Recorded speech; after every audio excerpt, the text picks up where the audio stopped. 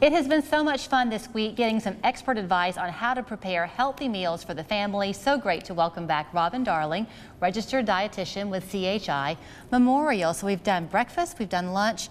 Now we're doing supper. This may be the most difficult one because everyone's busy. You rush in the door.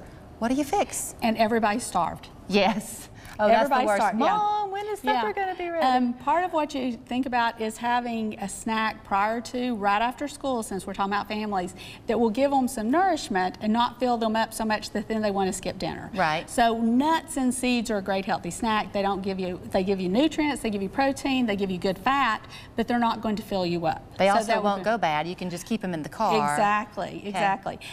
What we're talking about tonight is pasta. Now, I want to let everyone know, especially all my dietitian friends, this is not one serving that I'm recommending. No, it's what we may eat. But I've done two different options here. I did use a whole grain pasta.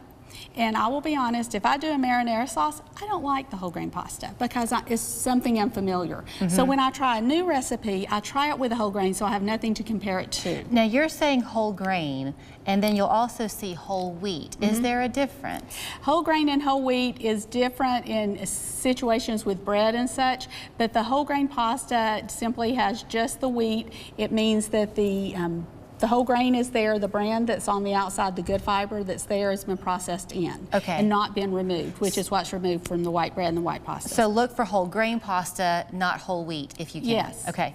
That would be a better option. Now what I have here on one side is simply the whole wheat pasta, and then at the end, after it was cooked, I chopped up some tomatoes, threw a little spinach in, wilted it with a little olive oil, and you can do a little garlic if you like, and that would be a vegetarian option. Excellent. I have a 15-year-old that likes to eat meat. Every meal is where's the meat. So another option that's easy, as long as you can clean it ahead of time, would be just to add shrimp or grilled chicken to that. Okay. It's not that we have to go vegetarian or have to go meatless. It's just that if we can occasionally have those meals in, it's a good idea. Okay, let's talk about the serving size again, because sadly we do live in a country where if you go out to eat, and especially, well, it doesn't matter what you order, you get this huge plate and it's all full of food. So what we think is a serving size, we're maybe eating 2 or 3 times, right? Exactly. We tell people to be careful, especially when we go to Italian restaurants.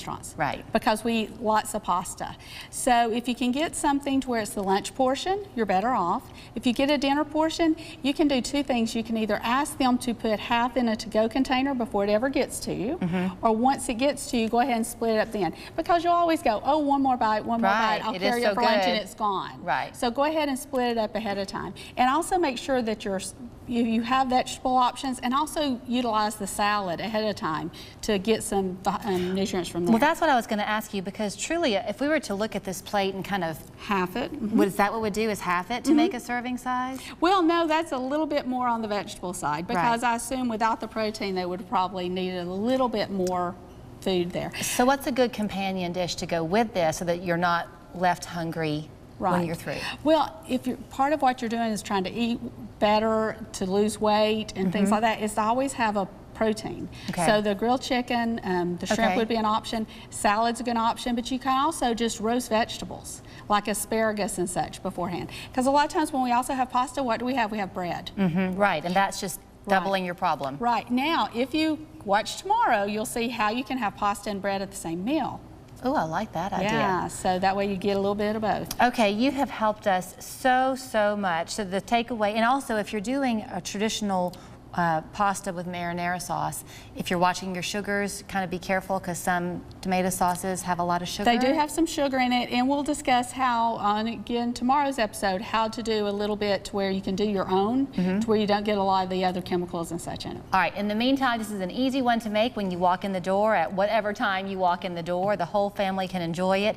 Thank you so much, Robin. You're welcome. You'll find her at CHI Memorial. They have a wonderful diabetes and nutrition center there. There's the phone number and the website. And as we've been telling you all week, the best part is you can self-refer and get some of their expertise. We're back after this.